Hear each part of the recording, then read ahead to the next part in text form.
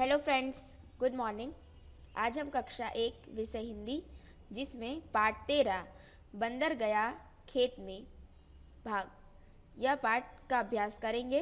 तो यहाँ देखिए, एक बंदर आपको बैठा दिखाई दे रहा है। शायद वह कुछ खाने की कोशिश कर रहा है। वो पेड़ के नीचे बैठा है। पेड़ के ऊपर एक पंछी जो उसके आसपास उड़ रहा है। ठीक है, चलिए तो उस पाठ में क्या है वो देखेंगे। पाठ आपको एक कविता के रूप में दिया है। बंदर गया खेत में भाग, चुटर मुटर तोड़ा साग, आग जलाकर चटर बटर, साग पकाया खदर बदर। तो देखिए यहाँ पर क्या होता है कि बंदर जो है वो खेत में जाता है और चुटर मुटर तोड़ा साग, यानी कि वो खेत में जाकर चुटर मुटर करके साग तोड़ लेता है और फिर उसको पकाने के लिए क्या करता है, आग जलाकर चटर मटर, यानी उसने चटर मटर से आग जलाई और फिर खदर बदर करके उसने जो तोड़ा था साग वो पकाया। आगे क्या होता है, सापड़ खूब सुपड़ खाया खूब, पोछा मुंह उबड़ उखाड़ कर दूब। क्या करता है, वो सापड़ सुपड़ करके जितना भी साग पकाया था वो पेट भर के खा लेता है और उखाड़ कर दूब, यानी कि उसके आसपास दूब उगी होती है उसी को उखाड़ लेता है और उसी से अपना मुंह पोंछ लेता है। चलनी बिछा ओढ़कर सूप, डटकर सोए बंदर भूप। क्या होता है, चलनी जिससे हम अनाज या आटा चालते हैं उसको कहते हैं चलनी, और सूप जिसको हम अनाज में से जो छिलका होता है या कचरा होता है उसको हम झटक कर निकालते हैं उसको कहते हैं सूप। तो क्या करता है, चलनी को बिछाता है और सूप को ओढ़ लेता है और डट कर वो सो जाता है। देखिए किस तरीके से पूरे खर्राटे लेकर ये बंदर जो है वो सो रहा है। तो एक बार फिर से इस कविता को हम पढ़ेंगे।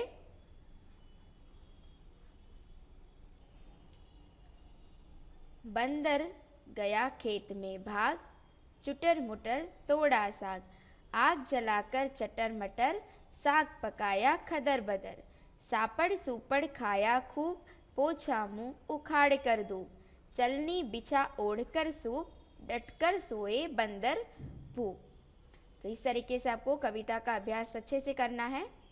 चलिए, क्या बिछाया क्या ओढ़ा, यहाँ पर प्रश्न उत्तर पूछे गए हैं कि बंदर ने क्या बिछाया और क्या ओढ़ा। तो देखिए यहाँ पर अलग अलग शब्द दिए गए हैं।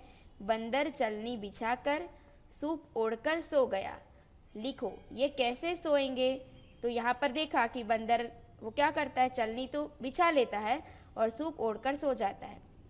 तो निम्न यहाँ पर बहुत से जीव प्राणियों के नाम दिए गए हैं। तो वे क्या बिछाएंगे और क्या ओढ़ेंगे ये आपको सोचकर लिखना है।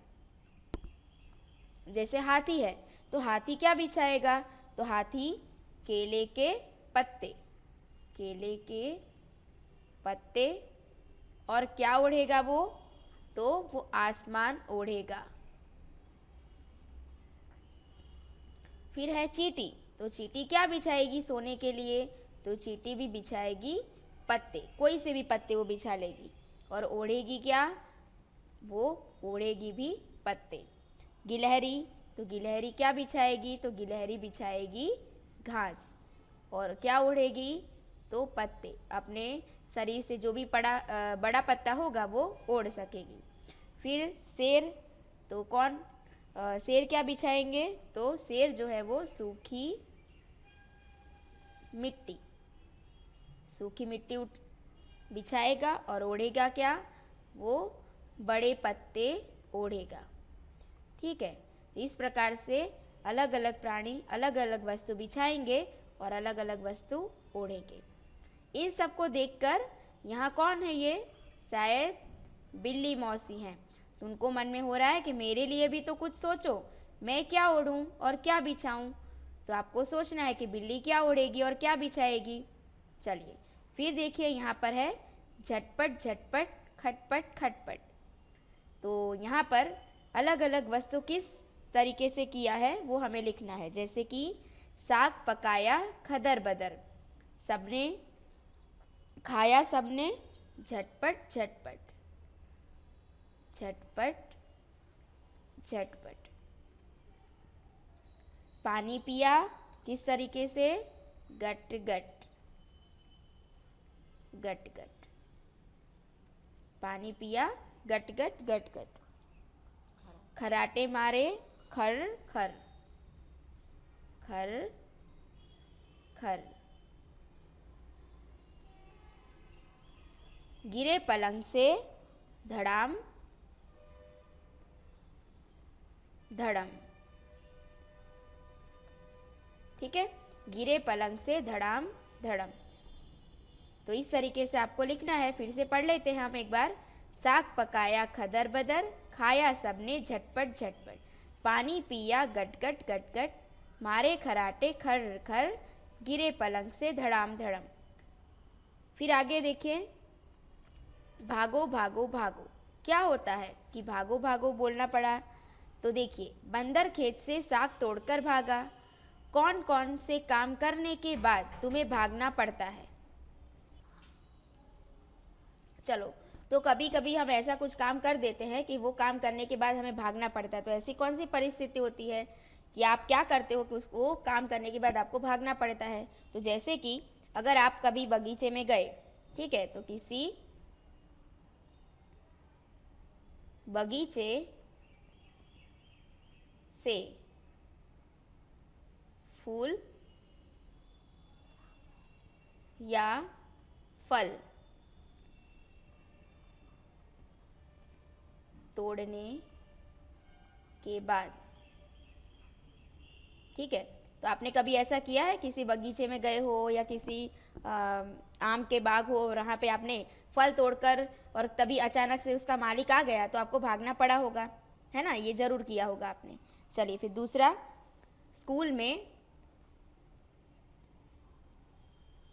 छुट्टी के बाद, छुट्टी के बाद कभी स्कूल से जल्दी छुट्टी मिल गई और आपको तो मौका मिल गया घर जल्दी जाने का, तो तभी भी आप दौड़कर भागते हो, ठीक है, लेकिन ये गलत बात होती है। रास्ता देखकर हमें भागना चाहिए।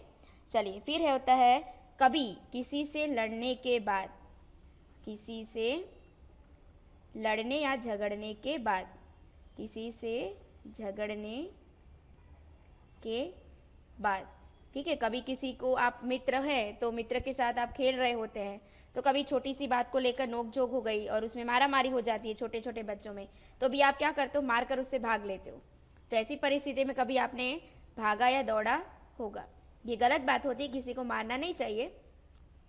चलिए फिर देखिए, यहाँ पर इसमें कितनी तरह की टोपियाँ और पगड़ियाँ हैं, बताओ। तो आपको यहाँ चित्र में देख रही हैं, ये सब चीज़ें हम सर पर पहनते हैं, टोपी भी और पगड़ी भी। तो यहाँ देखिए, ये पगड़ी है 1, यहाँ पर 2, ये हो गई 3, ये 4, ये 5, ये 6, यहाँ 7, 8 और 9। तो 9 प्रकार की क्या दी गई हमें? पगड़ी। पगड़ियाँ कितनी हैं? 9 पगड़ियाँ हैं।